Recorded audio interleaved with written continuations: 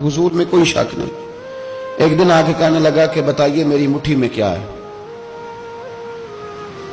तो नबी पाक सल्लल्लाहु अलैहि वसल्लम ने फरमाया अगर मैंने बता दिया, कहने लगा अगर आपने बता दिया तो मैं कलमा पढ़ लूंगा। हुजूर ने फरमाया मैंने बता देना है पर तूने कोई नहीं पढ़ना, मैं बता देना है। कहा बताइए। तो हुजूर ने फरमाया चल सौदा कर लेते हैं, अगर जो तेरी मुट्ठी में है वही बता दे फिर तेरा क्या ख्याल है। तो नबी पाक सल्लल्लाहु अलैहि वसल्लम ने कहा क्या भाई अबू जाल की मुट्ठी में? तो उसकी मुट्ठी में कंकर थे, कंकरों ने कलमा पढ़ना शुरू कर दिया। जब कंकरों ने कलमा पढ़ा, पत्थर थे वो, उन्होंने कलमा पढ़ा।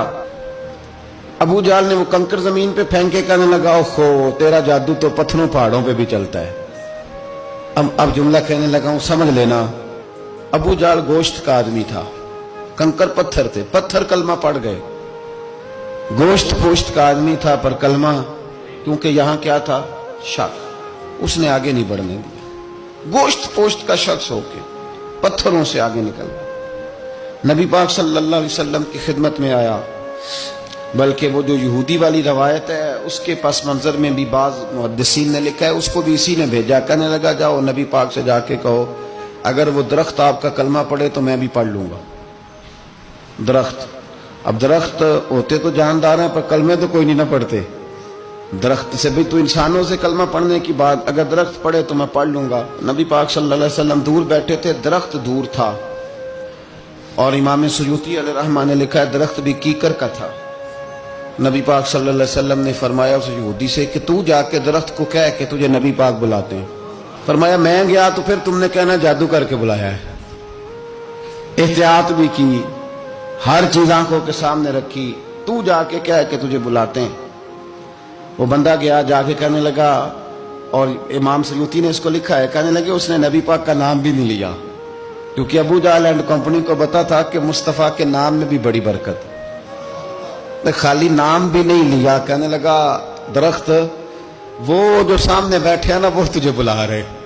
नाम नहीं लिया हुजूर का, वो जो सामने बैठे हैं ना, जाअत ले दावत हिल अशजारु साजिदतन। इमाम बोसीरी कहते हैं दरख्त आया और सजदा करता हुआ, जमीन चीरता हुआ आया। किस तरह आया? पहले आगे झुका, फिर पीछे झुका, दाएं झुका, बाएं झुका। यहां भी लिखने वालों ने लिखा है कि वो ना दरख्त अपनी जड़ें उखेड़ रहा था। जब चलना था ना उसने हुजूर की तरफ आना था तो आगे दाएं बाएं हुआ, जड़ें उखेड़ रहा था। लेकिन हमारे उस्ताद जब हमें ये रवायत पढ़ाया करते थे तो कहते थे जड़ें नहीं उखेड़ रहा था। जब उसने सुना मुझे नबी पाक ने बुलाया तो उसे वजद हो गया था, वो झूमने लग गया था, झूम रहा था। हुजूर ने मुझे बुला लिया, जाअत ने दावत हिल अशजारु साजिदा। तो दरख्त आया, उसने आके नबी पाक को सजदा किया। लकड़ी का बना हुआ दरख्त है, सजदा किया। सजदा करने के बाद दरख्त उठा और उठ के उसने नबी पाक का कलमा पढ़ा। वो जिसको अबू जाल ने भेजा था ना यहूदी, वो दरख्त की हालत देख के कलमा पढ़ गया। वो कलमा पढ़ गया, लेकिन यही बेईमान कहने लगा ओए होए इनका तो दरख्तों पे भी जादू चलता है। ला रैब फी, शक कुरान पाक में, लेकिन अगर बंदे के दिमाग में हो उसका इलाज है कोई, इधर ही शक बैठ जाए।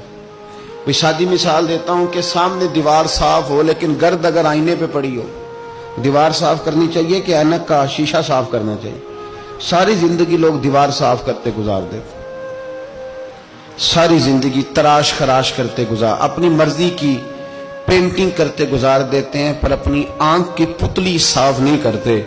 आंख की पुतली साफ नहीं करते। किसी ने हजरत रूमी से कहा था हुजूर दुनिया में कोई अच्छा मिलता नहीं, फरमाने लगे थोड़ा रोना शुरू कर ताकि तेरी पुतलियां वुजू कर लें, वुजू कर लें। वो उन्हें पता चल जाए कि कितने साफ सुथरे लोग दुनिया में पाए जाते। तो भाई शक, अबू जाल फिर आ गया, कहने लगा अगर आप चांद के 2 टुकड़े कर दें तो मैं कलमा पढ़ने को तैयार हूं। अच्छा यहां भी बड़ी मजे की बात है, अल्लाह ने पहले कह दिया नबी पाक को कि इन्नल्लज़ीना कफरू सवाउन अलैहिम आ अनज़रतहुम अम लम तुनज़िरहुम ला युमिनून। महबूब ये जिनकी किस्मत में कुफर है ना, आप इन्हें डराएं चाहे ना डराएं, ये ईमान नहीं लाएंगे। कंकरों ने भी कलमा पढ़ लिया, दरख्तों ने भी पढ़ लिया, सारा कुछ हो गया, और अल्लाह ने भी कह दिया कि महबूब इस बेईमान ने कलमा नहीं पढ़ना। पर हुजूर ने फरमाया ये पढ़े ना पढ़े हमने मैदान नहीं छोड़ना। जितनी दफा आएगा ना ہم اسے ضرور معجزہ دکھائیں، جتنی دفعہ ہے، ہم کیوں میدان چھوڑ؟ آگے کہنے لگا جی اگر چاند کے 2 ٹکڑے کر دیں تو اقتربت الساعۃ وانشق القمر، تو نبی پاک صلی اللہ علیہ وسلم نے انگلی کا اشارہ کیا، چاند 2 حصوں میں بٹا۔ کوہ صفا ایک پہاڑی تھی مکے میں، آدھا ٹکڑا پہاڑی کی اس جانب ہوا، آدھا اس جانب، یعنی وضاحت کی اللہ کریم نے کہ ایسے نہ ہو کہ یہ کہہ دی وہ تو ایسے بالکل شک ہوا تو مل گیا، پتہ نہیں میری آنکھوں پہ جادو ہو گیا، ملا ہے کہ نہیں ملا۔ جب ٹوٹا تو حدیث پاک میں آتا ہے کہ آدھا چاند کوہ صفا کی ادھر گیا اور آدھا تو پہاڑی تھی، چاند نیچے آیا، پہاڑی کے گرد گھوما، آگے جا کے ملا، یعنی وقفہ دیا گیا باقاعدہ دیکھنے کا، سمجھنے۔ پوری دنیا میں جتنے لوگ اس وقت چاند دیکھ رہے تھے، ہندوستان تک روایتوں میں ملتا ہے کہ لوگوں نے گواہی دی کہ ہم نے چاند ٹوٹتے دیکھا ہے۔ زمانہ مان گیا، لوگوں کی چیخیں نکل گئیں، لوگ قدموں میں گر گئے، پر وہ جس کے دماغ میں شک تھا نا وہ نہیں مانا۔ شجر و حجر پہچان گئے پر انسان کی نظروں میں شک ہی رہا۔